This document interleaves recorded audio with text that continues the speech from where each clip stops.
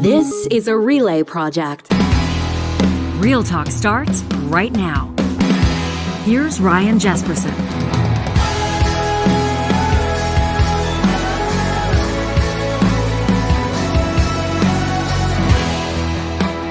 Want to welcome you to this September 7th episode of Real Talk. It's Jesperson and Hicks here in just a second.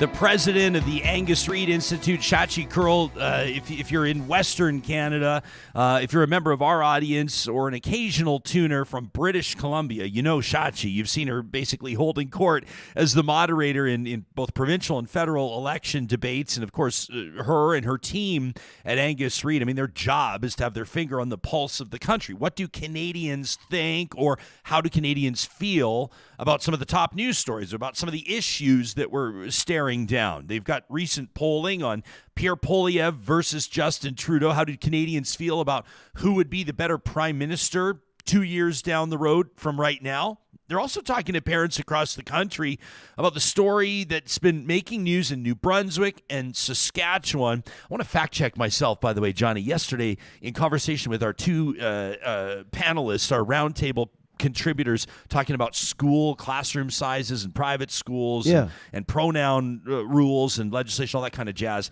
I talked about this, about a story out of Ontario and Saskatchewan.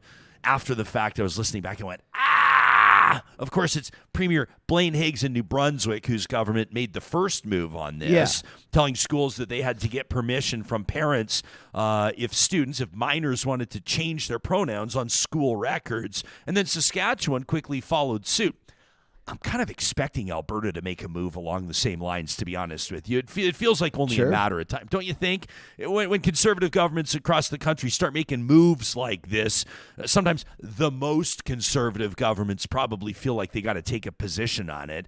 That's something we're keeping an eye on here in our home province of Alberta.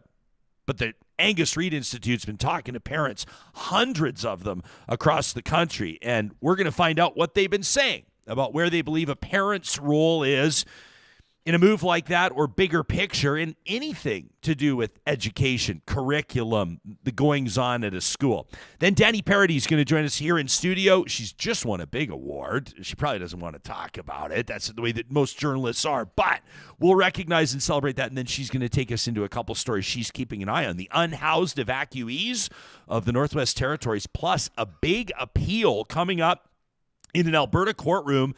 This is a story that I'm not sure everybody's been keeping a super close eye on, but to test yourself as an engaged audience member, as an engaged Canadian, if I mention the two Métis hunters, you probably know what story I'm talking about, right?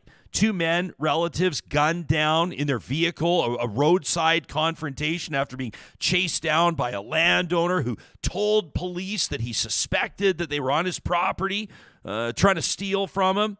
So he and his son took the law into their own hands, convicted. Dani Paradis is going to bring us up to speed on this story, where it's at right now. But to be honest with you, and I'll save most of it for when Dani joins me in studio, I can't believe it's already appeal time. There's talk about application for parole. I mean, I don't know where you land on this story, but to me, you suspect that somebody maybe did something, so you chase them down on a highway with a loaded firearm and end up killing them on the side of the road, and you end up what? Like being able to watch one Olympic Games as a free person, and then 4 years later watch another Olympic Games as a free person, to put the time period in perspective. We're not going to play judge and jury today, but man, oh man, when I was talking to Dani, in prep, casually discussing some of the stories we might get into, some of the stories that you probably care about, she mentioned that appeal was coming up. She mentioned that parole proceedings were quite likely, and I went, already? Strikes me as strange. I'm sure that we're going to get some law and order folks, some justice folks that just sit there and say, hey, man, that's the way that it goes. The law turns a blind eye to things like emotion and compelling storylines, but I don't know. I don't know how that's going to land with Canadians. I don't know what message that sends. Or am I reading into it too much? Does it send a message at all? We'll take a look at our live chat when that interview gets going in about 20 minutes. This episode of Real Talk is presented by Business Career College. Are you looking for a rewarding and high-paying career without a university degree? Get started as an insurance professional with Business Career College. You know, in Canada, insurance agents, they start at like 56 grand a year. They can make up to right around 90, and all you need to do is take an approved course and pass your licensing exam. That's it. You don't need a university degree. Business Career College offers industry-leading approved courses in life insurance, property and casualty insurance, and their expert instructors are passionate about helping you launch your new career. Now, here's the deal. Real Talkers is a special offer just for you. Right now, you can save 15% off any BCC insurance course with the code REALTALK. Get started today. The code is REALTALK at businesscareercollege.com. Shachi Kurl coming up in just a second. Also wanted to thank those of you that took the time to write in. We're saving some of your emails and some of your notes for Trash Talk tomorrow, following our conversation yesterday with Lawrence Mile and Kylie Ren. Kylie Ren, that's like a Star Wars character, isn't it? I think so. Carly Ren joined us here in studio. And Kylo Ren is the Star Wars character. That's my Star Wars knowledge is not what it used to be. I know. It's okay. Yeah. But the two of them yesterday talking to us about it was prompted by this newest issue of Alberta Views magazine bursting at the seams. That's the cover story that Lawrence wrote, talking about Alberta's classrooms, how kind of the new normal is like 35, and how a lot of people are reporting class sizes over 40. And I wasn't surprised to see our inbox start to ding, right around 11 in the morning yesterday, all the way through the afternoon, early this morning as well. Some of you, they're just one-liners. You're just reporting numbers to us. Here's how many kids were in my kids, or how many students in my kids' class, and along those same lines. And some of you making different points. You're talking about the fact that the buses are overcrowded, that the buses are packed, that a lot of your kids are on the bus for more than an hour in each direction. We had one Real Talker out of Calgary write in to say that their kids' kindergarten class is 44 students, Johnny. They said that the teacher told her insane. Last year it was 24. Yeah. It went from 24 to 44 in 1 year. Now, they say, in fairness, they're hoping to split that class in two within the first month. I guess they're looking for another teacher, whatever the case may be. But can you imagine being one human being in charge of 44 kindergarten kids? Well, we talked about this yesterday, and I said in my kindergarten class, and we were looking at the numbers, 17 is like the max. Yeah. In my kindergarten, I think it was 20. I can't even imagine double. Yeah. It's insane. Unbelievable stuff. Shachi ready to rock? She's ready. Let's get to her. Everybody knows Shachi Kurl. She's a trusted voice. When people are looking to find out or understand what Canadians think about issues that matter, she's a longtime member of the media. You've seen her on national news broadcasts. She is the president of Angus Reid Institute. It's so good to see you again. Thanks for waking up. You look phenomenal. It's like the sun has barely risen in I'm not BC. sure you're actually allowed to say that. Do I cancel you now, Ryan? No. In Real Talk, we're allowed to say things to our friends like, you look phenomenal today. Thank you. Thank you very much. It's so good to see you. Of makeup. Hey, well, we've got, and our audience is always keen when we see somebody who's just killing it with their background, and in particular, we've got a lot of art aficionados. I have to ask you, and for the benefit of those listening on the podcast, tell us just a tiny little bit about that painting behind you. That's stunning. So, yes, you are talking to a room raider, 3-time, 10 out of 10 recipient. Yeah, wow. Yeah, very, very strong game. And in fact, I'll adjust a little bit more so you can see more of the bookshelf, right? Well done. There you go.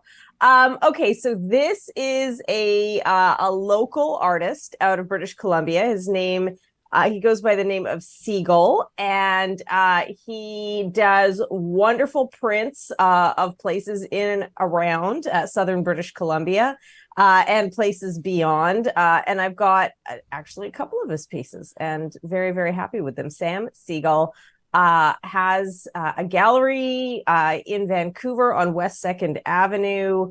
I'm blanking on the name of the studio, but if you Google those things, you will find...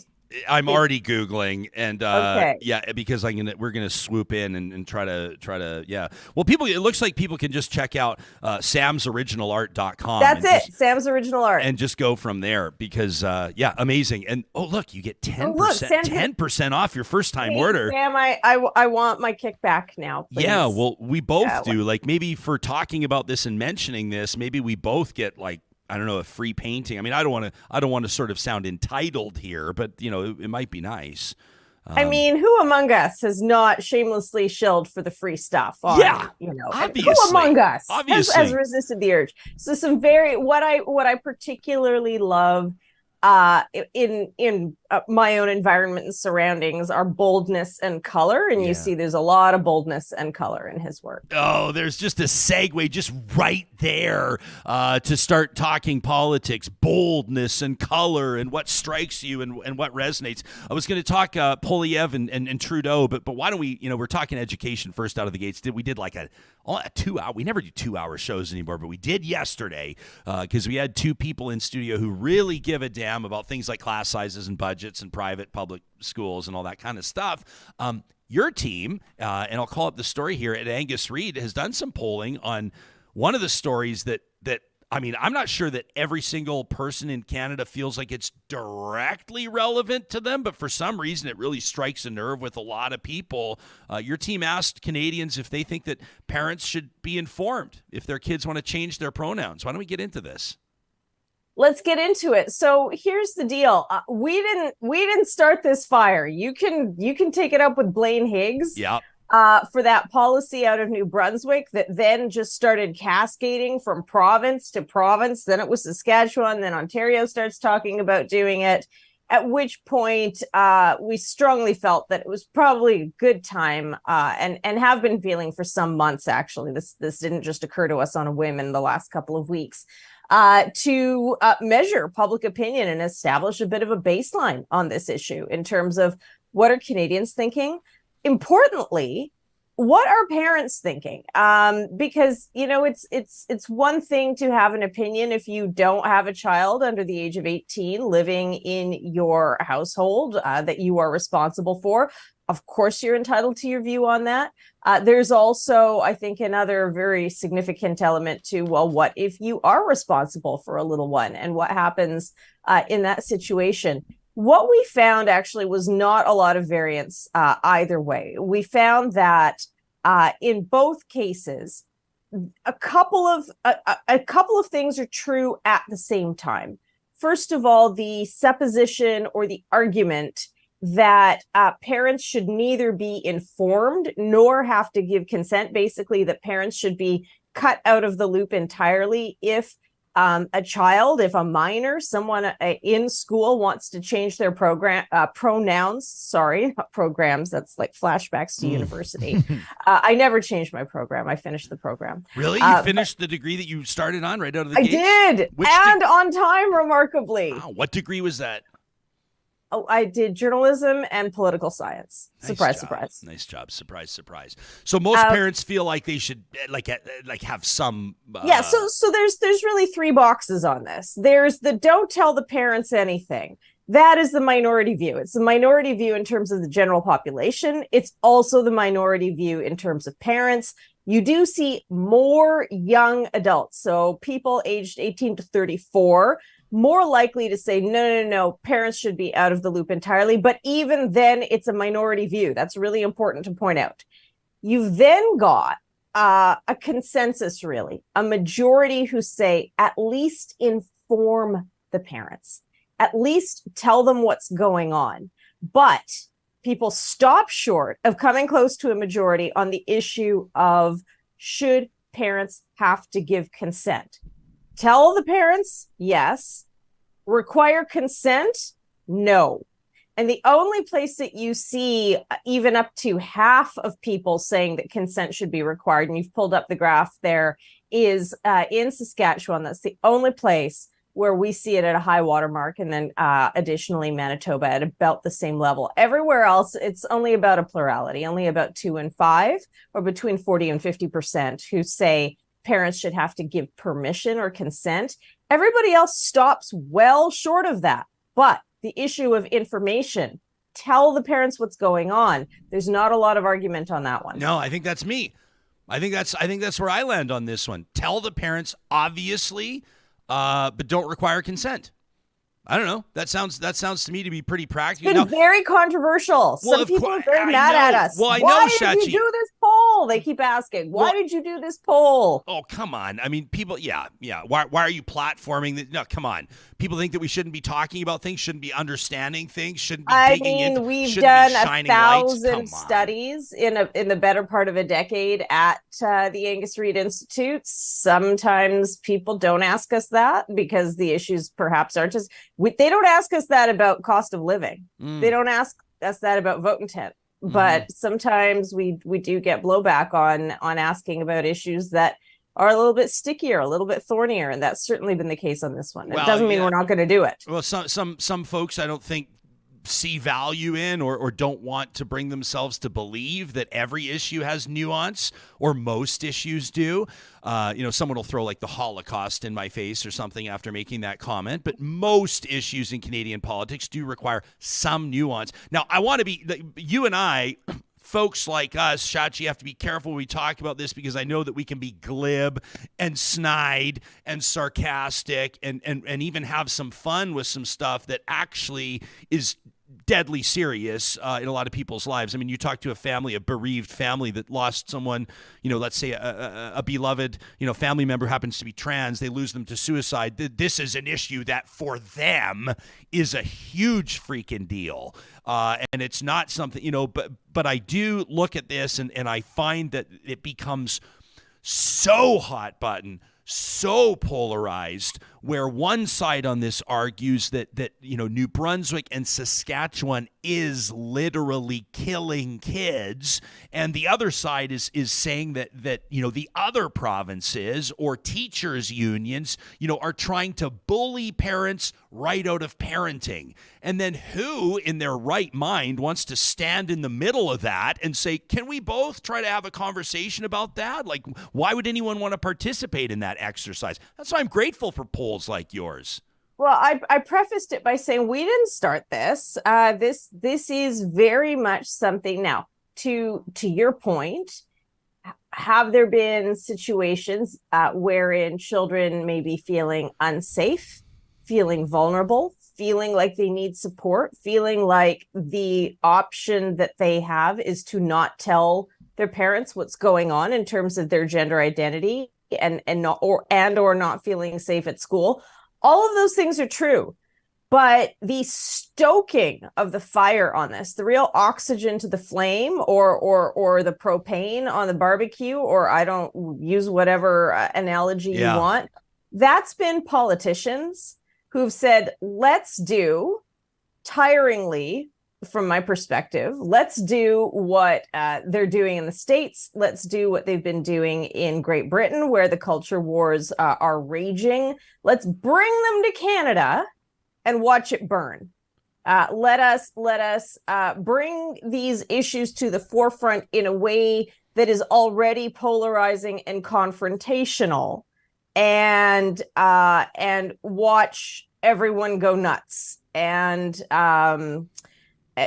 to your point, I don't mean to sound glib about it, but these are the types of issues that stoke discourse in a really impassioned way, but impassioned is almost like an understatement for the kinds of reactions that we get.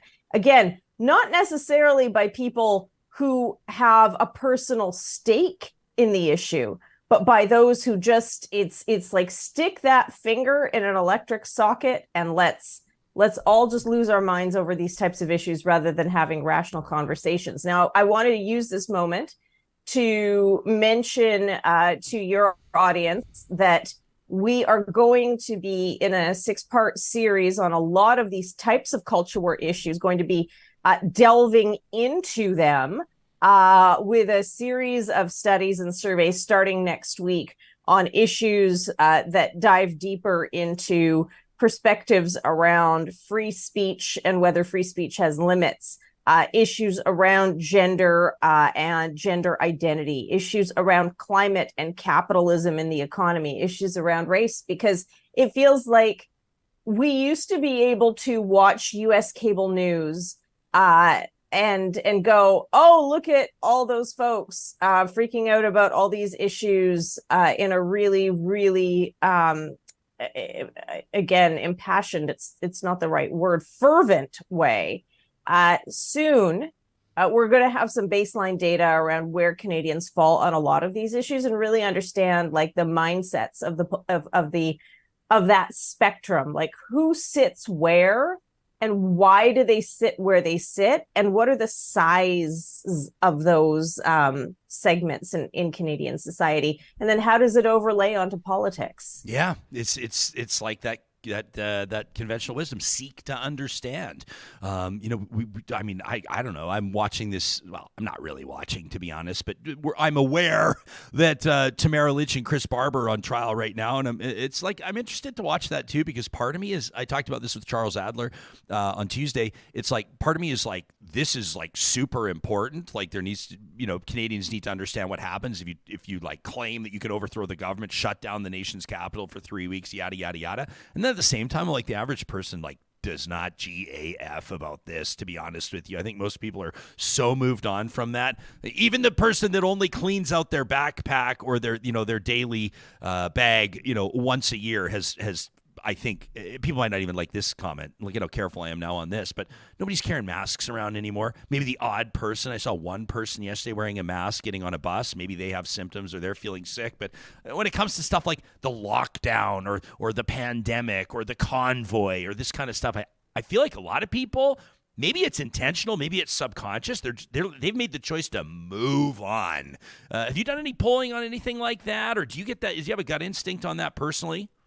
I mean, my guess is that if we get back into a situation where there is another wave or a surge and it's bad, and our public health officials start asking us to wear masks in public places or bring back mask mandates or urge another round of vaccination in a really strong way, you're going to see the vast majority of Canadians comply, lean into that, because that's what they did for 6 waves. I mean, yeah. I'm speaking to you in Vancouver.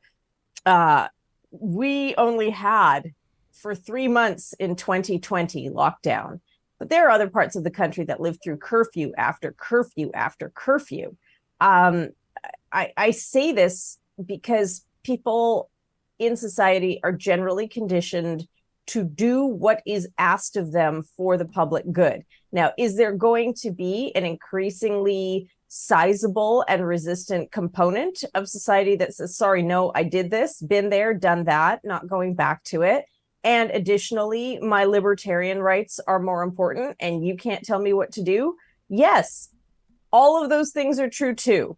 But and hey, I hope that any subsequent waves are not that bad. And if they are, like, really, folks, I hope this isn't a controversial or statement of violence, but it's like, get vaccinated, because that's how you avoid the worst of it. But I know, right? If you have situations where our public health officials start asking us to do this again, watching this story over 4 years and wave after wave and of data shows me that people will lean in. The majority of people will lean in and do what they're asked. Yeah. You wonder if this will become, by the way, I always like to represent, Sylvia is in our live chat right now. She says, she says, I carry a mask and I wear it. Maybe I'm underestimating how many people do. This is my anecdotal observation. But I still have like my giant pile of masks, and I still have masks in my handbag. Have I pulled them out recently? No. Yeah. Because it goes to that feeling of vulnerability. Yeah. And it's where personal proximity comes into play. So all of a sudden, if a bunch of folks, for example, in your friend circle start recontracting COVID, or if someone at work, and then it's like, oh gosh, okay, so now I know people, now I might be at risk. Now I might be at risk of giving it to someone else because I was exposed. And that's where that behavior comes back in. As long as most people are sort of hearing about it happening to someone who knows someone who knows someone, as opposed to somebody in their immediate circle. Yeah. They may not see the urgency in it. Yeah, fair enough. I'm still going to wear a mask on planes just because I always sleep on planes with my mouth wide open, and my wife's always taking pictures of me and wanting to post them of how ridiculous I look. So I've learned now, you put the mask on, you put a big oversized hoodie on. I mean, you look like an old school bank robber, but at the same time, you can sleep in peace. You know what I mean? Very fascinating polling. And I was going to wonder, when you talk about like things like lockdowns, and I guarantee we'll get emails from people saying, we were never locked down. What are you talking about? But the language that politicians can use to torque this up, I wonder if the pandemic will be too far gone by the time we're talking about the next federal election campaign for the Conservatives to invoke it. I think Poilievre's got lots of other red meat for his base. He doesn't need that. He can talk about cost of living. He can talk about, quote, just inflation, all that kind of stuff. But there is no denying from doubling the membership of the Conservative Party through his leadership run, from his quite frankly impressive fundraising, from the hundreds of thousands, if not millions of views that his videos get. There's something different about Pierre Poilievre than whatever was driving Aaron O'Toole and Andrew Scheer and probably even Stephen Harper, though he's a bit of a different brand. Your team's polling shows that Canadians, or at least those ones that were polled, see Poilievre as the best Prime Minister for Canada by a huge margin over the incumbent. By a huge margin relative to Trudeau. So Ryan, do this for me. Let's pull up the graph that actually shows that best PM data. And I'll show you a couple of really interesting things about it. Okay. So yes, if there is a choice for best prime minister, Poilievre comes out on top. It does not mean, by the way, a majority of people view him as best PM, but there he is at 32%. My favorite data point in this particular question is the none of the above. Yeah. None of the above, ladies and gentlemen, in second place at 26%. Justin Trudeau, best prime minister, at 17%. Now, let's talk a little bit about what's going on with these two leaders. There has been a narrative, because we see in terms of vote intent now a 12-point difference between the Conservatives and the Liberals. Ryan, that's towards the end of the post, if you want to call that one up. Okay, yeah. So what we see is an increasing gap, a really big gap between the Liberals and the Conservatives. What's important to remember, though, is that now that's top issue, and you see there that cost of living and inflation are the top issues. You gotta like come back to me, find it. We'll pull. There you go. There it is. No, that's approval. See, this is also not. But hold on, just stay there for a second. Let's talk about approval. The notion that we are somehow in the throes of like a hot, sweaty Pierre mania, I have to check and counter that big time.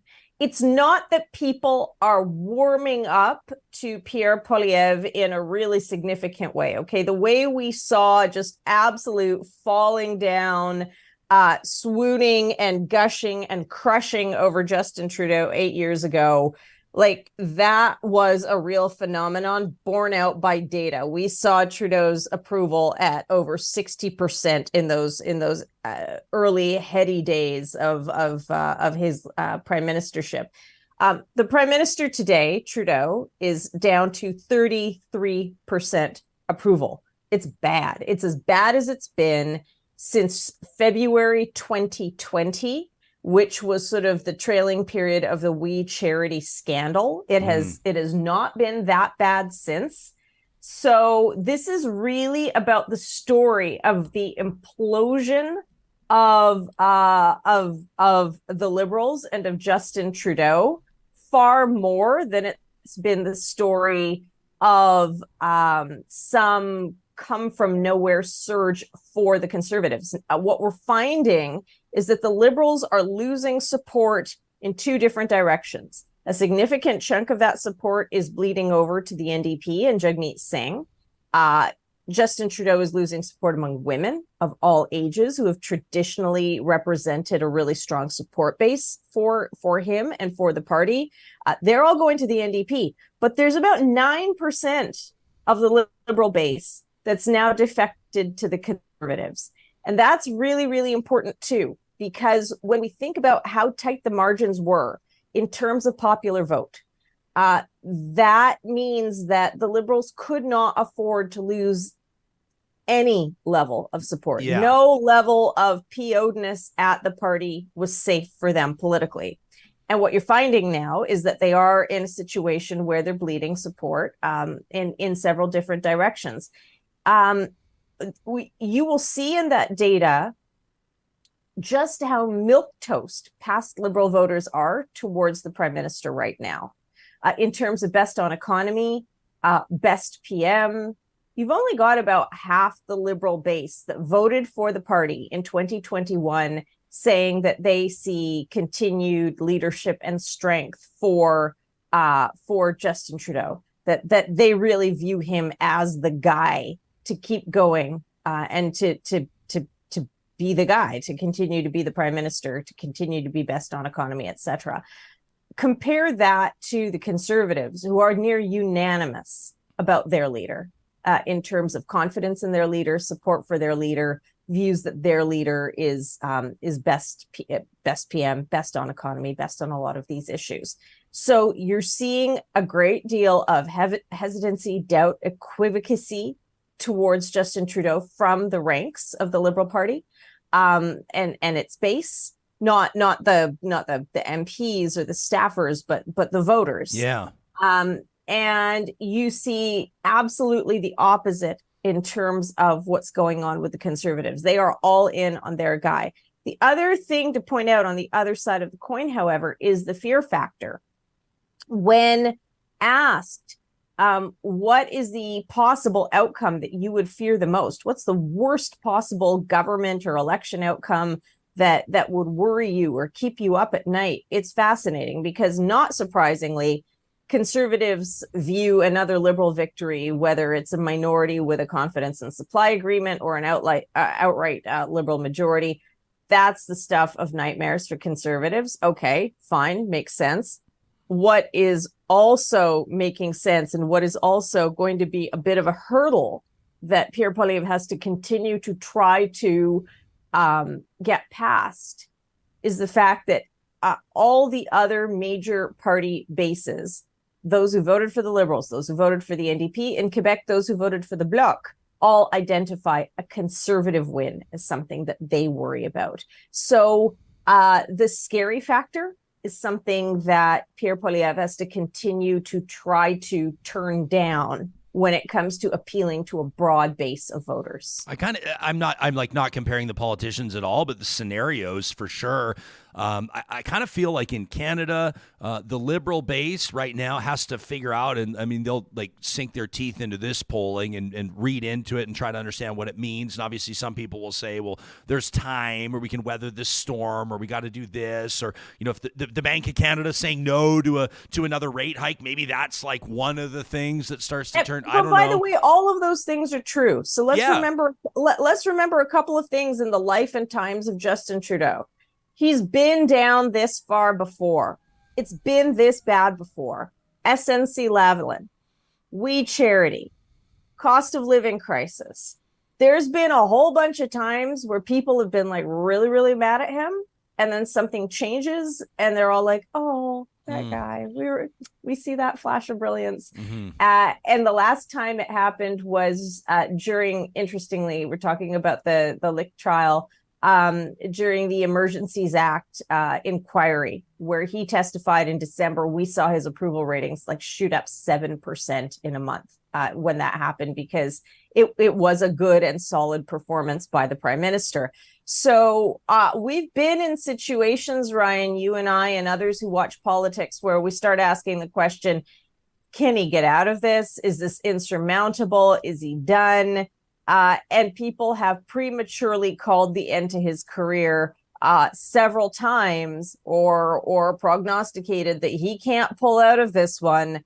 I would say that, you know, if you are the PM, if you are Liberal High Command, you are going to do everything you can to keep that confidence and supply agreement going with the NDP. as far as it can go to the end of 2025 or well into late 2024. Wait for that cost of living crisis to subside or get better. Wait for interest rates to start dropping again. And the reason for that is because we have not seen the needle move for the Conservatives on any other issue. So the issues we were talking about before, those social values issues, those culture war issues, those are wedge issues that very effectively delineate left and right spectrum or wing, left and right wing voters. It separates them in a really clear way. It's very ideological. If you're someone who's got fatigue with this particular government, if you're someone who's tired of this particular prime minister, and everyone starts talking about these wedge issues, the pronouns issues, the social values issues, the abortion issues, the mask mandate issues, the vax issues, people are going to say, we don't want to cross the street and vote Conservative because we look at what elements of their base support, and that's not us. Cost of living has been so effective for the Conservatives because it's not an ideological issue. It's an issue that affects people at home. It affects their bank accounts, their wallets, their families, their grocery budget, their discretionary spending ability. These are really personal things. These are things that affect people at their most proximal level. It's not about ideology. It's about, can I actually make ends meet and make my mortgage and make rent and deal with a mortgage renewal at a significantly higher rate? And what is that going to mean for the family vacation that I promised the kids, or for, the swimming lessons, or for the hockey, or whatever it is? Those things are really, really important. That is what's moving the needle for Canadians right now. That's what's moving the needle for the Conservatives. That issue dissipates. It represents the evaporation of the one issue that's been really effective for the Conservatives up to this point in a way that nothing else has been. Shachi Kurl hanging out with us. We've taken you way past what we asked for, but I recognize it's but it's still like only 8 a.m, and you're the president. So yeah, I've got presidenty things to be doing. You got many presidenty things to be, many important meetings to be had, surrounded by your leather-bound books. One in closing, just like a kind of an obvious they're guy. Almost all paperback. I actually wanted to give you credit earlier to say that you are a woman of the people with your paperback books. You don't just collect a bunch of hardcovers that you put up there to make yourself look ostentatious or unapproachable. I just want to point out I've actually read everything that's on my shelves. Okay. That's something I don't buy a book unless I really like it. That's what libraries are for. Man, I stopped by. No, I shouldn't say that. That's not true. But I essentially stopped buying books a couple years ago when I realized I have like 300 I've not yet read. So I'm starting to approach the limit. It's like, where can I put another bookshelf? Maybe don't. Maybe don't. We got these little book in our neighborhoods. They're like little birdhouse style looking things, and people have the little libraries on the front lawns. I love it. It's such a cool idea. In closing, center-left parties, Canada and the U.S., both asking the same question. Politicians at different stages in their careers, different stages in their lives, for that matter. But Liberal supporters in Canada and Democrats in the U.S. both have to be asking, does the current dear leader help us or harm our chances next time we go to the polls? Say, Biden, love him or not, is a tough sell for another 5 years. I'm not going to apologize for saying it, no matter who cries out about it. The facts are facts. It's a tough look. And if Trudeau's polling doesn't turn around, the same sort of question applies in Canada. So just always remember this. It's not ever in a vacuum about how people see a leader, that whether that goes for Biden or whether that goes for Trudeau. It's always the way that leader is seen versus the alternative. And so the question for Democrats will be, I may not like this guy, but do I want him more than I want Trump? And I still think that Trump could actually win that nomination. So he will win it. He will win. Yeah, it. He will. Okay, so then it's do you want the guy who's slightly daughtery with the slightly shady son, or do you want Trump? And that will be the decision that Americans make. In Canada, this I think is more of an issue again for the Liberal base. Justin Trudeau has always been, let me underline this, he's always been the party's greatest asset and its worst liability. And it's just a matter of which Justin Trudeau is showing up on any given day. It is always such a treat, and I say this from the bottom of my heart most sincerely, to have a chance to chat with you, Shachi. The way that you kind of cut to the heart of issues and understand them and understand why polls turn out the way they do is certainly recognized across the country, and we're grateful for your time here today. People can check out angusreid.org to learn more about stories we talked about, even stories we didn't. I love that you guys asked union members how they feel about their membership costs and whether or not they're getting value. We had some really interesting emails on teachers' unions yesterday, and a whole lot more, including how the next generation feels about living amid wildfire smoke for the foreseeable future. All of that under the direction of Angus Reid Institute President Shachi Kurl. Have a great rest of your week. Thanks, Ryan. I appreciate it. Yeah, you got it. Dani Paradis coming up in just a second. APTN News correspondent, award-winning journalist. But first, I want to tell you about something. If you're a business owner, this is free. This is everybody needs to pay attention to this because there's a really neat opportunity that's coming up. It's the Digital Economy Program that's delivered here, facilitated by the University of Alberta Centre for Cities and Communities. There's no catch here. This doesn't cost you a single cent. This is a free initiative that helps build the online presence of small businesses in the Metro Edmonton and surrounding regions. So registered businesses in the province of Alberta with fewer than 49 employees are eligible for this program. If you right now you're already going, I feel like you're talking directly to me. We need help with our online presence. We need help with our small business, but we don't have a huge budget. This is for you. The program runs until October 1st of next year, but you're still going to want to get signed up now. It's funded by the Government of Alberta in partnership with BusinessLink, Digital Main Street, and the U of A. They have their business students. These are the business leaders of today and tomorrow that work as consultants for you, helping business owners like you boost your digital literacy with how to do everything from creating a Google profile, building a Shopify or Etsy commerce website, setting up Facebook ads. You know it. It is all free. Some of you are going to be going, I can't. This sounds too good to be true. It's not. And guess what? We're using the program. We're going to tell you how it works out for us, but you can check it out right now at yourdep.ca. That's yourdep.ca. Our friends at California Closets want to remind you that they have established their reputation as Western Canada's best in the game of custom closets and storage solutions for your entire home. It's unbelievable. When you talk to a California Closets design consultant, right? You request a free consultation. You talk to them about the space you're looking at, the current scenario, what your needs look like, of course, what your budget is, and how you'd like it to all come together. Next thing you know, you've got an organizational system that, quite frankly, based on our personal experience, is even better than you imagine. It could be a Murphy bed in the home office. It could be an ironing board in the laundry room. It could be those spice shelves you're looking to get out of public sight in your kitchen. Heck, it could be a brand new garage. Might not get the workhorse of your home working for you. With California Closets, you can start that process today at californiaclosets.ca.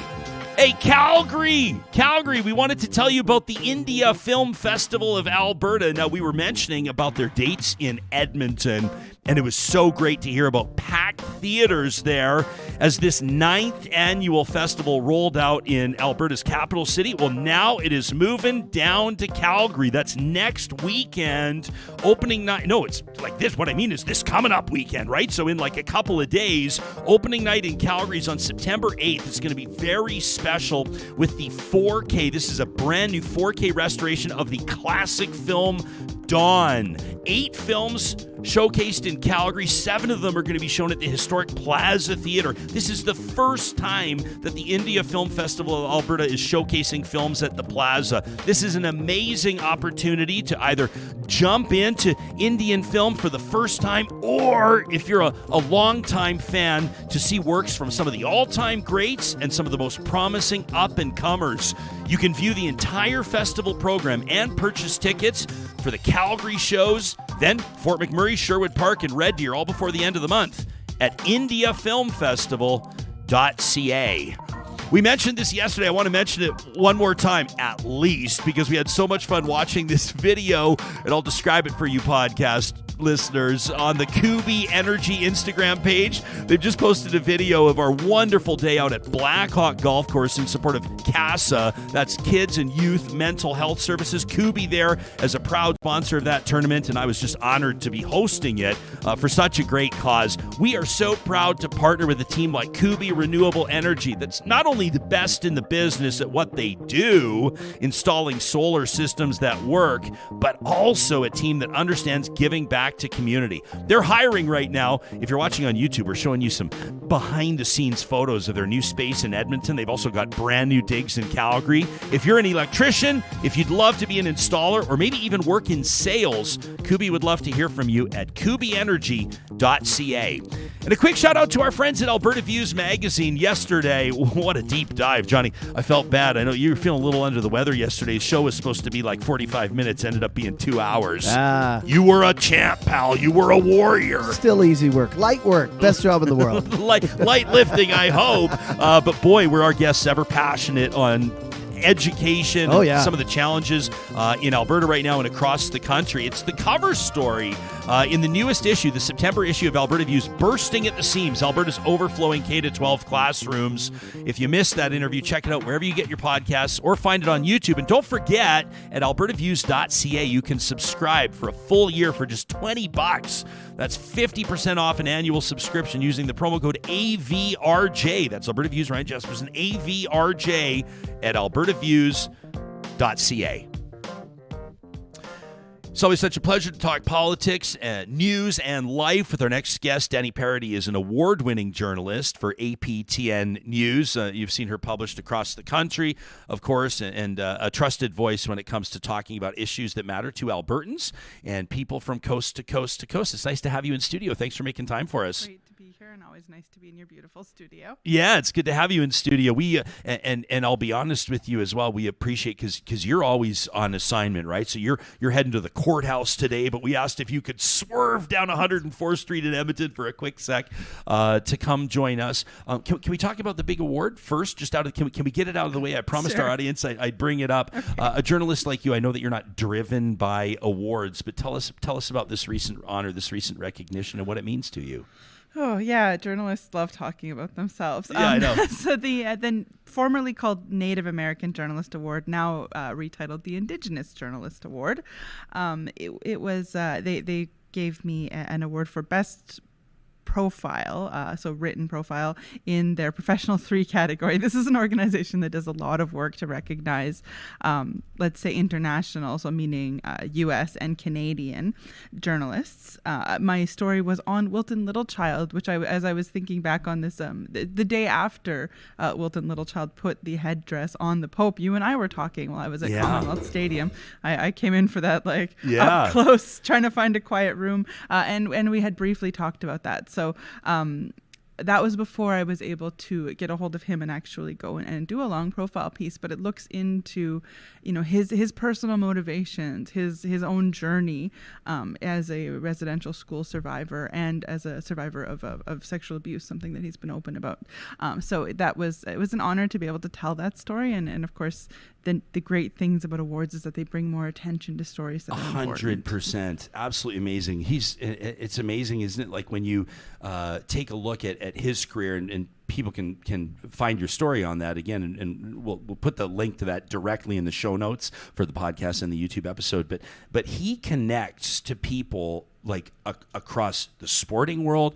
He had a formidable and impressive legal career. His political advocacy has been unbelievable. The leadership positions and roles that he's held unofficially and officially with Indigenous people in Canada and the general population. I mean, just a lot of people will know him candidly as the guy who does the land acknowledgement on the Jumbotron at Oilers games. Mm-hmm. You know what I mean? Mm-hmm. I mean, there's just there's something about him that just over the and I mean, even as a residential school survivor, some of the gnarly stuff that I wonder if that's maybe even too candid or casual to describe it as, but what he survived as a young man, there's just something about a person like that. When you sit down to do a profile or a feature on someone like that, I mean, that's not lost on you, I'm sure. No, not at all. So it was. He's a big get when it comes to an interview. He may be somebody that I'm not sure is as well known throughout the country as he is here in Alberta, where Sure. he is quite like legendary. So I think in some of the reaction to him, we saw that, right, where people were critiquing his actions, which is fair, but they weren't doing it seeming to understand who they were talking about. Somebody who does have the most lived experience that you can imagine in that situation, who has not he didn't casually, like the night before, think, what the heck, let's just slap a address on the Pope. Like, he'd been in ceremony, he'd really been through it. While we were talking, you can imagine the reaction, I think, had rattled him. I don't think that he expected to quite get the blowback. The blowback from everybody. And maybe not everybody, but he was talking about how he had, proceeded to make this decision and what he had wanted to do, like how he prayed, how he worked with community, all of those things. And on his desk, and this was later released, so I can talk about it, but he had a letter of support from Marie Sinclair from the Truth and Reconciliation Commission. The chair, who was in support of his actions. And he didn't want to go on record at that point with who had sent this. And that's just another, you're under fire, and here you have a letter from the chair of the Truth and Reconciliation Commission. It would be very tempting to just slap that out. And Marie Sinclair did later release that. But it was, I was looking at it. I could see the name. I looked at him. I said, "Are you sure you don't want to say who that's from?" And he just wouldn't. He's a very humble person. Well, it's, I shouldn't. Who cares about my opinion on this? But I just think if not Wilton Littlechild, then who? You know what I mean? It just goes to show as well, obviously, to state the obvious, the importance of storytelling and journalism like yours. You are currently working on, and you've essentially just broken in the last day or so, a story out of the Northwest Territories. Is it fair to say that while the eyes of a nation may be on a general region, when I say community, I say it in an all-encompassing type sense, Yellowknife, as Yellowknife evacuates, it feels like almost an eternity ago now, doesn't it? But several weeks ago, as Yellowknife was evacuating, and we're there talking to a government minister in Northwest Territories, and everybody's feeling for these folks, obviously, and resources are being flown in everywhere, and then Kelowna starts on fire, and then the collective attention goes there. Despite the fact that there are millions of eyes on a story, there are still stories that go untold. And that is until a journalist like you steps up and starts telling them. Talk to us about this story about the unhoused evacuees of the Northwest Territories. Yeah, so if you're on YouTube, you can see there's a picture of Sarah Abraham, and I will talk about her a little bit later. But the crux of this story is that not just Yellowknife, I think that's important to say, but Yellowknife, Hay River, Fort Smith, Fort Providence, a lot of places that were evacuated, and some are still under an evacuation order, like Fort Smith. They moved their unhoused population.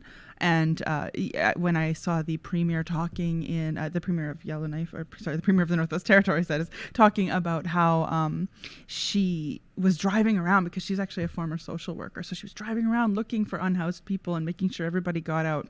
They really forcibly removed these people from the community. A lot of them went to Calgary. A lot of them went to Edmonton. A few of them went to Edmonton, and then some of them we don't really know. So at that press conference, she'd referenced that there were some challenges in getting a hold of the unhoused. And a few people from Yellowknife, it's not my normal beat, but our reporter's actually on maternity leave up there, so she herself was evacuated. Some of our other northern reporters were evacuated or couldn't get into the area. So, that's what happens at a small news organization. You step in. And so some of my past interviews were talking to me and saying, we don't understand what's happening with the homeless population, and I think somebody needs to look into this. So I asked their assistant deputy minister, last name Tordiff, what's going on with this? And they, through comments from him, through comments now released by, not in the story, but through the housing, the municipal affairs and community minister, they have lost track of some of the people who they forcibly relocated. The city of Calgary has said that they were working with evacuees who were registered, and that the deputy minister has also talked about how they're trying to encourage people to return or let them know, but it's quite clear that they don't know where these people are. Like this could be, I mean, this, and many people's lives are changed forever by fire, but in a circumstance like this, you could have who knows how many people who are now in a situation where with very meager or little to no resources before, now they're unhoused. If we can wrap our mind around it, have even fewer resources, or have less access to important connections to community. So where does this story, do you think, go from here? I mean, this strikes me as a story where maybe your journalism puts this on the radar of people in the public service that need to move on something. I hope so. I mean, the answers I was getting, I would categorize as disturbing. To say, oh, well, we can't force people to come back if they don't want to, is just it's a complete dereliction of duty. You need, you're responsible for these people who are vulnerable, who have no resources, but to at least make sure that they have the information. It is true, of course, there may be people who decide to stay. Sure. And that's fine, but at least we know who they are, we know where they are, we know that they've made that choice, because these people have families. Our own unhoused people have families that do look for them. It doesn't mean that you can always have people living with you. It doesn't mean that those circumstances happen, but it doesn't mean that you don't care. And so it seemed like quite a shoulder shrug of a response from the government. Almost kind of like, what do you expect us to do? What do you want us to do? Kind of a thing, right? But there are these stories, and oftentimes, well, I guess this is probably almost every story where the collective attention moves elsewhere, right? Like you've been thinking about what was the biggest story before the Kelowna fire? Well, the Yellowknife fire. What was the biggest story before the Yellowknife fire? Right? Yeah. There were big ones. There are big ones. There's huge trials going on across the country. There's political developments. That's why I think, a lot of people, we almost need to be reminded of these types of things. You look at the families, communities, businesses impacted by fire, like just because the fire's out, what are they doing now? Some of them are still sifting through, charred wreckage, essentially, right? Like not even starting to rebuild yet. I mean, for a lot of these people, could be 3, 4, 5 years or never that they return to that normalcy. Absolutely. Wildfires are kind of a uniquely traumatic situation. That's one thing that I'm hearing from people, both on the expert side and on the individual side. So Yellowknife didn't burn down. Same as earlier in the year, Fort Chip was another fire. It didn't reach the town site, but people were removed. They were staying in hotels. There's been drug overdoses, drug poisonings, because it's a very traumatic situation to be moved from your house and to have so much uncertainty in your life. Not to mention, if you're somebody who comes from a rural community, all of a sudden you're in a city and you're having to navigate that. And if you've never done that before, that can be quite jarring. You're coming into Edmonton, and this is where I want to talk about Sarah Abraham, who was not really that shook up, actually. I finally found a Yellowknife evacuee. She had actually just purchased a cabin where she lived in Fort Smith, so she's not technically homeless, but she's a member of the vulnerable population. Okay. Anyway, she's hanging out by Boyle Street, which Edmontonians will know is like a social community, and there was an unhoused man using her lap as a pillow, which was really interesting when I came up and talked to her. Okay. And I met her through Judy at Bear Clan. And I started asking her, do you feel like you're hearing the right information from people? And she was informed. She had a hotel on the south side, but she felt more comfortable where she was staying when she would just stay with people that she knew in the community.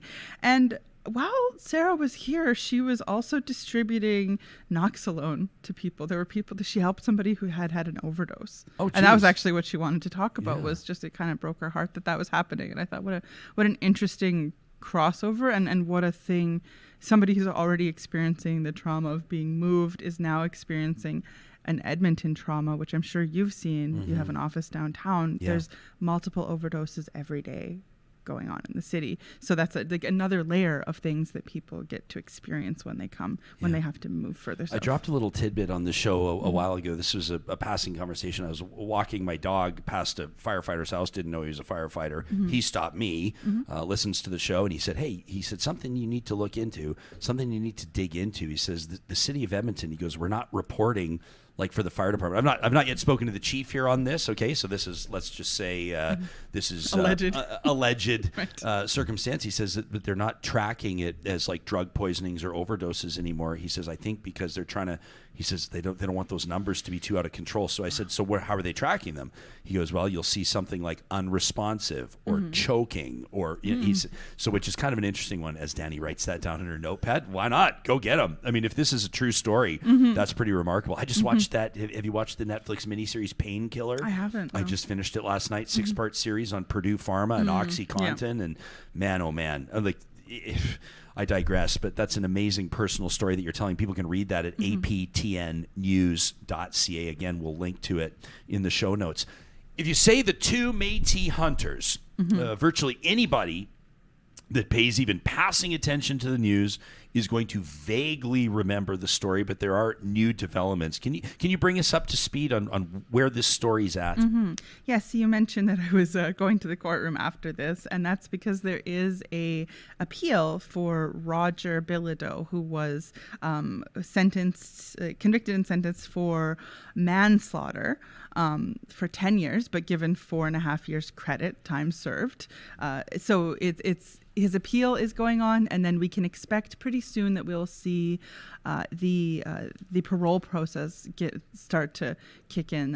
Which the parole process is designed, I would say, like in contrast to the States where you get kicked out. It's like, here's $20. Good luck finding your way home. The parole process is designed to integrate people back into society. That's the purpose of it.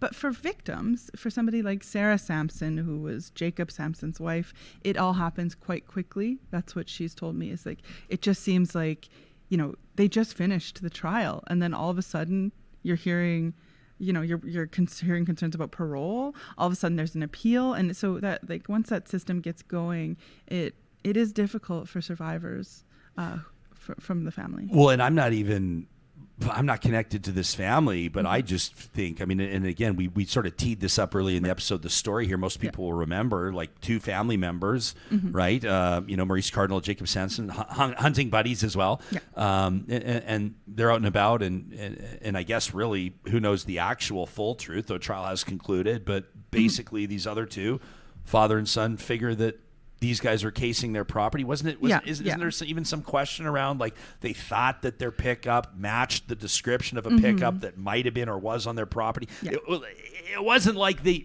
anyway.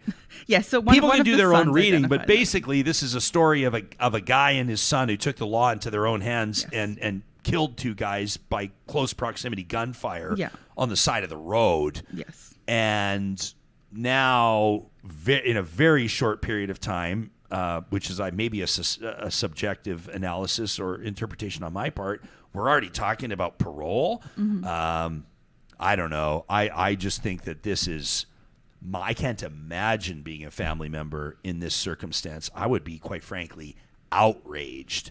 I think in any circumstance, it's never going to seem long enough. Somebody takes your loved one from you. Yeah. There's no period of time that could pass that you would really feel like you got back what you've lost. And that's why, a lot of people in who have interactions with the system call it the legal system rather than the justice system. There's no justice to really be had with this immense loss. That said, Morris and Jacob, they were hunting, and that kind of sounds like to some of us kind of like a fun, casual like activity, but they were also subsistence hunters. That's what they did, providing to feed for their families. Yeah. So Sarah and her children have lost their provider, lost somebody who helped them to have food to eat. That's not something that a prison sentence brings back, but during the trial, they also had to deal with a lot of stereotypes about Indigenous people. There was a lot of focus on drinking and hunting and like what they were doing, and the criminality of the supposed criminality of these two men, who were not criminals. They were two guys that were hunting, and they briefly stopped in a driveway. That's what started this. And one of the Bilodeau sons said, I thought that truck was here earlier. The father, Roger Bilodeau, then jumped in his truck and chased these two men. They had an altercation in a ditch after being chased. They did sort of stop. They got in a fight, as you can imagine. I'm sure adrenaline was pumping. And there is video, which, APTN doesn't show because it's traumatic video of a murder. But it's video of a murder. So that was captured. And in some ways, that helped to lend the credibility to the people that were shot and left in a ditch to die. Was there any, like, I don't know how the details of this trial, but like at what point were police called? Like, were police called when this civilian pursuit was underway? Were they called after shots had been fired? Like, what was the... Unfortunately, it doesn't appear like they after shooting the two men, they did not call for help. It was later that, and I forget the exact detail there, but they did not call once they'd, shot them. They decided to go home instead. And that was another thing that the judge considered when it came to sentencing and moral culpability. Yet in a position, and I want to also say, like, let me just say this for the second time to show on the record, I'm not purporting to play judge and jury here. I don't think that I'm some sort of like moral grand poobah that can be issuing rulings on people. But like, you shoot somebody, you have very good reason to believe that they're deceased, probably, or gravely injured, mortally wounded, and yet don't call police. Yet your eligibility in the public perception or through legal channels to apply for parole right now is because of an assumption. Again, this is my civilian understanding. Take it for what it's worth, which may be nothing. That you can again be, or that you can be rehabilitated to be a contributing member of society. And I think you're right to be cautious here because it is in an appeal. Of course. And so, you as a journalist too, you never want to do something that's going to cause issues within the trial. But we can definitely talk about the legal system and the parole system, which, as I've said, is designed to reintegrate people back into society. And so our system works a lot on rehabilitation versus punishment. And I would say, I don't think that anybody thinks that punishment 100% works in all situations. But that said, for the family, it is difficult to find yourself in this situation. And some of the Sampson and Cardinal family actually work they work with prisoners. They work in prisons, and they're kind of having to deal with the reality of like something that they believe, which is in rehabilitation, and the reality of like what it's like to have your family member taken away. Unbelievable what some people walk with on a daily basis.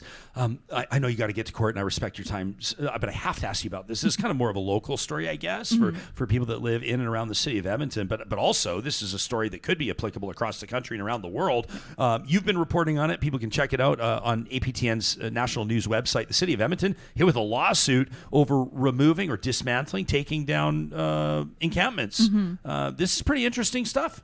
Yeah, the picture that I used there was a really interesting picture. So it's the city of Edmonton. It says affordable housing, and behind that picture, there's an encampment, and that kind of encapsulates what we're dealing with here.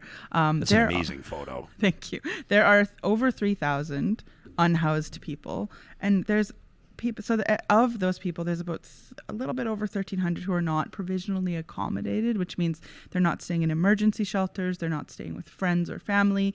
They are, sleeping rough. They're living quote unquote on the street. Absolutely. And so, considering that we don't have the shelter space for everybody, that's what Chris Wiebe from Tom Engel, who I think has been on the show before. I don't know if Tom's ever returned an email from me. I don't think Tom likes me very much. Okay, moving on. No, that's so okay. Tom We Engel's can dig law into firm. it. Yeah. So he's a lawyer who's quite critical of the police. I think we can say it's probably what he's most well known for online. I would say. But in this case, this is Chris Wiebe from his office is representing the Coalition for Justice and Human Rights, so an advocacy organization, in a charter challenge against the city of Edmonton for their clearing of encampments.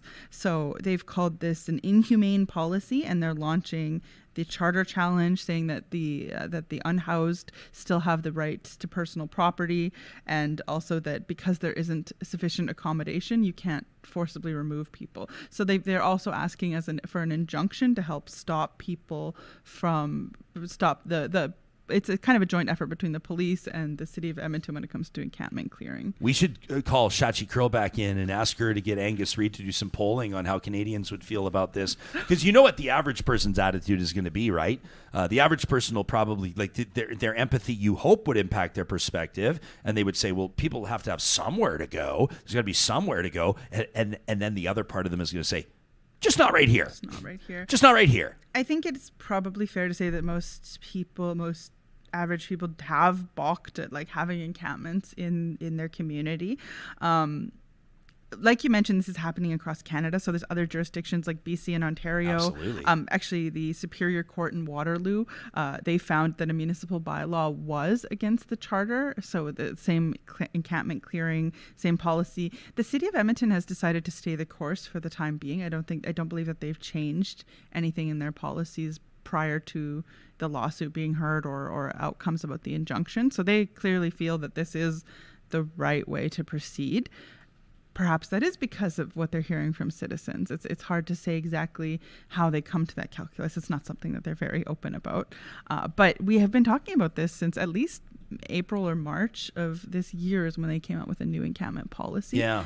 And a lot of what the city would tell you, if you had a city councillor right here, they'd be pointing their fingers at the province and saying, we absolutely want to do something, but we need funding from the provincial and the federal government to help provide shelter, accommodations, and even, health care. Sure. Yeah. Yeah. We talked our most recent sit down with Mayor Amarjeet Sohi. We talked about affordable housing, and you're exactly right. I mean, that's what they do, and a good part of that is coming from a place of sincerity. I think prompted by a real talker by the name of Curtis. I want to let you know that we've booked for next week a housing roundtable, a real talk roundtable on housing. That's going to be next week on the show, and we'll hit it from a whole bunch of different angles. This is like the Edmonton's council and the city of Edmonton, and even for that matter, agencies like the Downtown Business Association, the Edmonton Chamber of Commerce, like all of these, there are like dueling narratives, and one of them, and both are true. And one of them is that there's a real lack of affordable housing and supports for like the unhoused population, exactly what you're talking about. And another one is that people don't feel safe downtown. And whether or not this is accurate or based on crime rates or who's, carrying out these crimes or who is the source of the problem or what is the source of the problem. Yeah. And we could talk for 5 hours about that. But people would probably suggest that big encampments perpetuate the notion that downtown Edmonton is not a safe or welcoming place, as fair or unfair as that may be. And so the city of Edmonton's having to deal with that optic because there's very real consequences to the tune of hundreds of millions or billions of dollars of development and confidence and tax revenue and all the other kind of stuff. And then there's kind of a third voice, I think, which is the people in the encampment themselves. So this story is not out yet, but I will be writing it Friday, I think. So that's, I went in and I spoke with people, and the people who are removed in the encampments, they do find this an incredibly stressful situation. They've lost possessions that they've cared about. I believe that the city did do their best. Like, they do notify people that the camps will be closing. But that said, these are people who have, it's safe to say, a lot going on in their life. Yeah. That doesn't mean that they have somewhere else that they can go. It's not as though clearing out the encampment just solves the problem. It doesn't. You still have unhoused people, and there's not enough shelters. So you can't just transport people to shelters and have a safe place for them to live. During COVID, actually, Boyle Street told me this, they did a lot better because they had this provisional housing. A lot of the the empty hotel buildings were being used for provisional housing, and that gave the ability for people to have a safe place to return to. One of the basic rights, I think, that we have as people is to have the right to have shelter, especially in a winter climate. Like, it's getting colder, people need somewhere safe to stay, and so it is going to be the local administration's job to help make sure that exists. Yeah. One final question. I promise I'll let you go. You just mentioned this very briefly in passing. I don't know if the name you used was Donna or something. You said I heard about this from Donna at Bear Clan, right? Oh, yeah, Judy. Judy, Yeah. Pardon me. But I think that, like, some people in Edmonton may know about Bear Clan Patrol and understand that, like, remember that encampment a couple of years ago down near the baseball diamond by the ballpark near River Valley Road there. Bear Clan Patrol took a more prominent role and was doing news interviews and things like that. And who would you compare them to? Like, are they like the Guardian Angels? Are they like the Black Panthers? Like, what would you say is? Tell us about the Bear, because you're obviously interacting with this group. They're feeding you news tips. I would imagine they're working with you to integrate some of these encampments. Is that true? I mean, is that accurate? Yes, yeah. Judy did actually help me. She has the trust of the unhoused population population. Yes. Because she's going out, she's giving provisions to them, sandwiches, water, things like that. I'll tell you just what Bear Clan means. So in Anishinaabe teachings, probably not solely Anishinaabe teachings, but that's the one I'm familiar with. So the bear, if you're a member of Bear Clan, you're a protector. It's your job to protect others. So that's the symbol of the bear is a protector for our people. And so Bear Clan means that you're then responsible for taking care of the community. And that's what Bear Clan stands for. Comparable to I guess there's other homeless advocacy groups. There's Bear Clan's actually across the country. It's not organized, but I believe it started in Winnipeg. Yeah, where they then have their patrols, they have the volunteers. But Judy is kind of a force unto herself here in Edmonton, out there doing things. She's also keeping an eye on things. While I'm there, she's out there like. She's not trying to be mean, but she's shaking people awake, because some people, if they're kind of slumped over, you can't tell. You don't know. Is this a poisoning situation? So she's waking people up. She's checking on them. She's asking questions. She's checking how they're being treated by police, by the city. She's like, she really has dedicated her life to this. Yeah.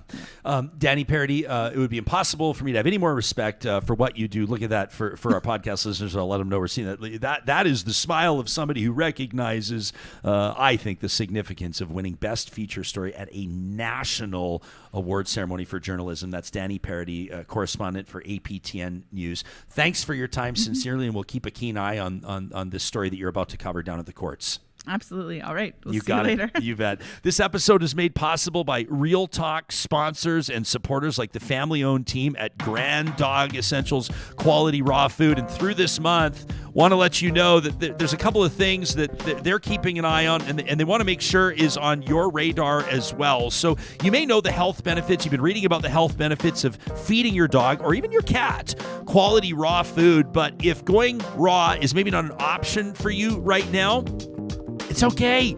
They want you to know that adding just 10% of fresh food to your dog's kibble bowl can create positive change in their body by providing nutrients from fresh food sources. So we could be talking about something like veggies, raw eggs, bone broth, raw fermented goat milk, sardines, omega-3 oil, stuff like this you can find under the supplements tab on the website, granddog.ca, or you can check out their Kibble Bowl Boost supplement bundle. This is designed to help your beloved pup digest their food efficiently and support their immune system with omega-3. There are so many great tips and really, quite frankly, learning opportunities by visiting the blog at granddog.ca, including the essential vitamin test. Did you know you can do vitamin testing for your senior raw-fed dog? I know that's going to be speaking to some of you. That's, again, granddog.ca. For the humans, matter of fact, if you keep the chocolate out of it, I think the dogs can have ice cream. Johnny, I know, as a matter of fact, some dogs who really like ice cream. You know, Dairy Queen has doggy cones. Oh, have you ever gone through for Priscilla? No, we've got like a natural one in our freezer, but I've never tried the doggy blizzard. You got to take Priscilla through a DQ drive-through, and they'll give you the dog DQPB. Dairy Queen. I don't know. It sounds too complicated to try to do the DQDB. Dairy Queen Doggy Blizzard. I like that. Well, not a doggy blizzard, a doggy cone. It's the doggy cone. Ooh. Yeah, they love that. The dogs love the ice cream. See, the excuse is you take your dog through the drive-thru at a location in Palisades, Nemeo, Newcastle, Westmount, or in Sherwood Park at Baseline Road. Then you can get yourself a treat. You know what I'm saying? You know where I'm going with this? Yeah. Like the pumpkin pie blizzard treat. That's September's blizzard of the month. Real chunks of pumpkin pie in there with the classic Dairy Queen soft serve, topped with whipped cream, nutmeg. It is absolutely the quintessential fall blizzard, and it's the blizzard of the month at the Dairy Queens of Northwest Edmonton and Sherwood Park.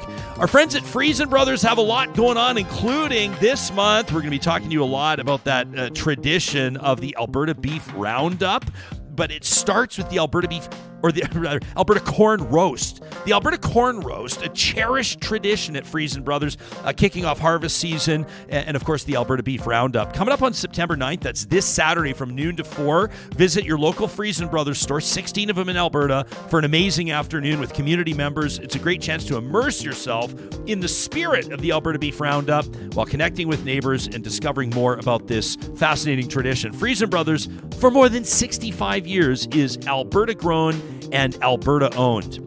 Our friends at Eden Landscaping want you to know that just because the leaves are starting to turn, is your backyard full of leaves right now like mine? No, not that bad. Really? Actually. Really? Yeah. Ours is like covered. So I'm just like reckoning with it. I just about wore a big chunky sweater in today, But you got the fake grass. You can just sweep it now. yeah, You well, can I use a battery-powered blower. You notice how I clarify. Yeah. I don't want anybody writing in about the two-stroke air, anyway. Battery-powered blower. It's going to look great all year round. The point is, they're not hanging up their shovels quite yet, and they're definitely not putting away their drafting pencils. That's because year-round, Eden Landscaping's working with its partners, its clients, to make sure that the designs are ready to go for spring. They're a custom landscape builder, which means they're offering full project management. So whether it's a big excavation project, maybe you want to run natural gas out to your garage, get a heater in there on a thermostat before winter hits, or maybe a retaining wall so your neighbor's fence and yours doesn't collapse, they can get going on some stuff before season ends and certainly get the plans moving. Mike and his team will, to make sure that you're ready to go. They're working year-round. Eden Landscaping is at landscapeedmonton.ca. Our friends at Complete Care Restoration, I mean, these are conversations. We talked to Dani about wildfires. We talked about floods with Ann Castleman. By the way, did you hear that Ann Castleman, her interview here on Real Talk on Tuesday about Canada and the year 2060 and climate change and all the stuff coming up, they booked her on The Social. Oh. She's on The Social today. There you go. How cool is that? So make sure to support her by checking out that interview. Complete Care Restoration, obviously they're hearing from people in Alberta that are dealing with fire and flood damage, and they're setting them up to be in a position where they're getting their lives back. Why should you choose them? Well, they've got a team of trained and certified technicians, in particular, specifically certified to deal with water damage, to deal with asbestos. They can even sample and analyze building materials to make sure that you don't have hazardous substances in the way. It's all part of the Complete Care Restoration service. They hope you never have to call them. But if you do, you can find them at 780-454-0776.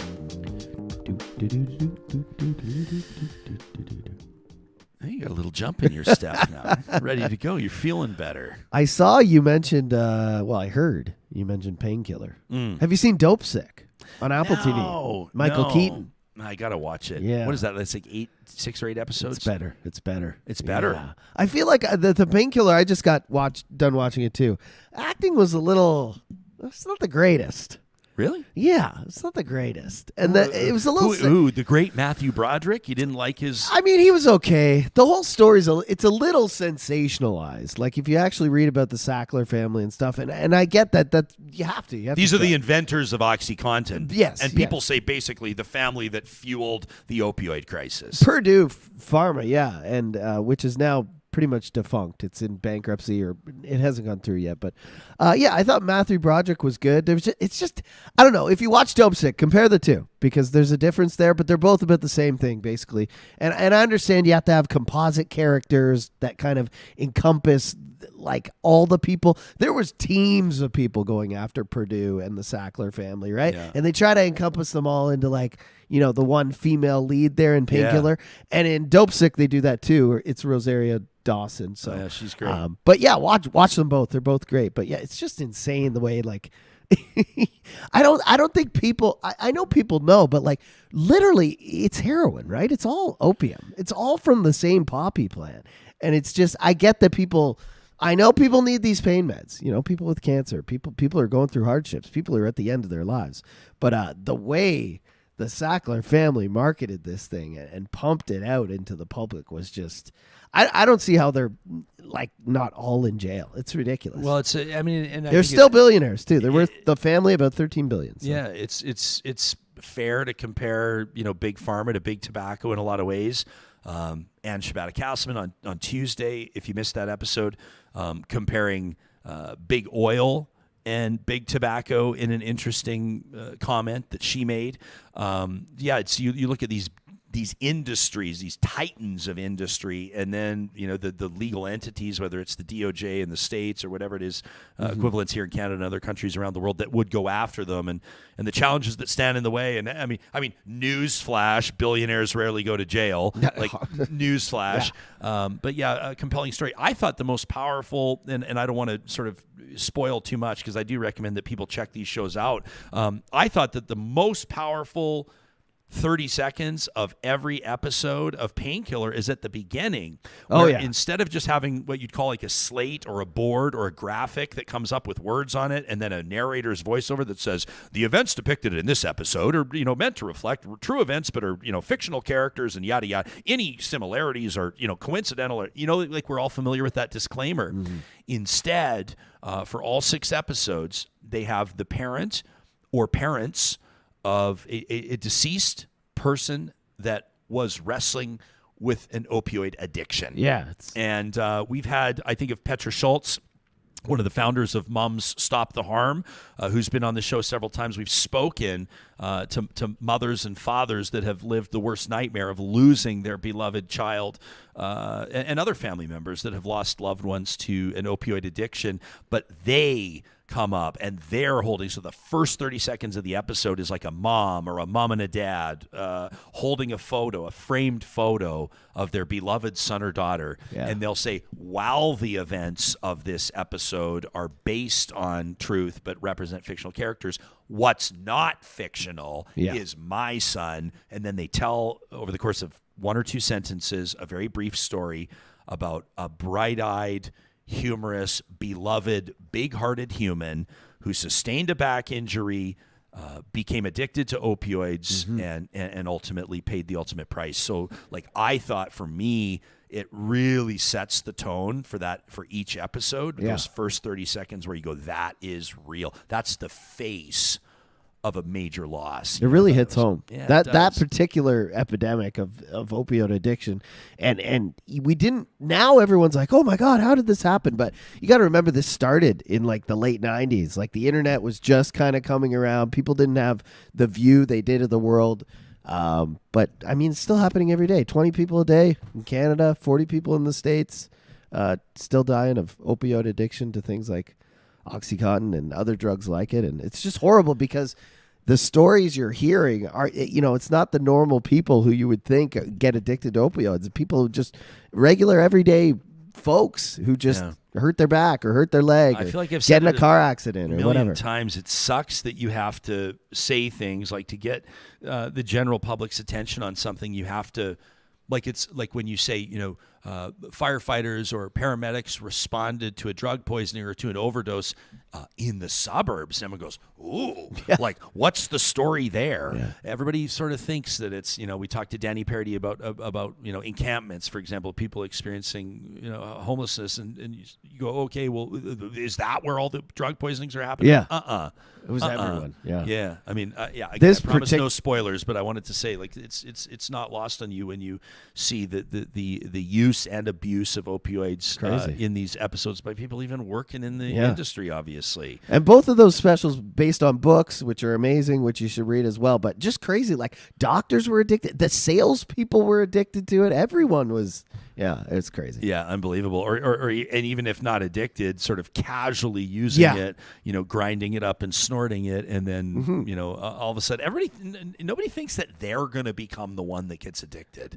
Nobody thinks that if they hit the pipe or if they hit the bottle, that they're going to be, or if they put $10 on the hockey game, bet this, that, and the other, that they're going to be the ones whose lives ultimately end up, being dragged into the ditch. But no, that's the story and the way it goes. I mean, you watch the show and you're like, I wonder to myself, like, if that happened to me, if I had to, recovering from an injury or whatever, I would be like, I'd probably say no to everything right about now and just kind of go through the pain. Because I'm one of those people who, I don't know.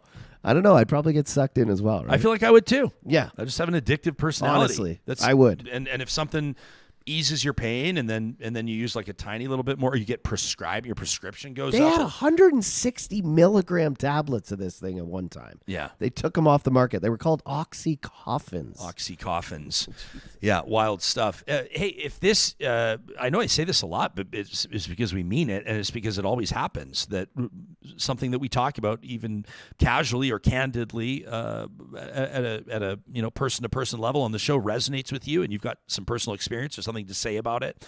We want to hear from you. This is a show that's driven by and is produced for an engaged audience. And you can find us at ryanjesperson.com, the contact link there. Send us an email or hit us up on Twitter, Instagram, or TikTok. Man, all of a sudden, I checked yesterday, 7,000 followers on TikTok all of a sudden. Yeah, growing. Way to go. Growing. You deserve credit, man. 500,000 views of one of our recent TikTok videos. Unbelievable. Yeah, the kids love us. Make sure the kids love us. The next gen of Real Talk audience members. Hey, speaking of that, as we wrap right now, I wanted to let you know that 2 of our newest best friends are going to join me here in studio tomorrow.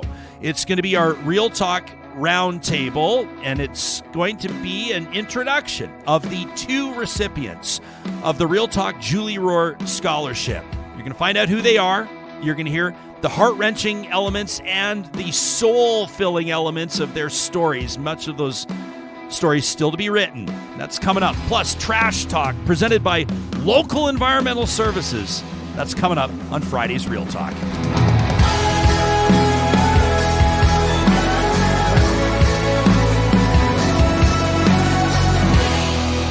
Real Talk is